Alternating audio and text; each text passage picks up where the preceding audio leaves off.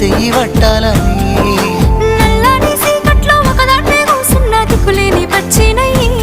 బావా నువ్వెప్పుడొస్తావని ఏళ్ళైపోతుండే పిల్ల ఎన్నెలొచ్చింది మన బతుకులా ఏలైపోతుండే పిల్ల ఏలు వట్టంగా వస్తున్నాయా ఇన్నాళ్ళ ఎడబాటు ఎడవాసిపోతుందిలే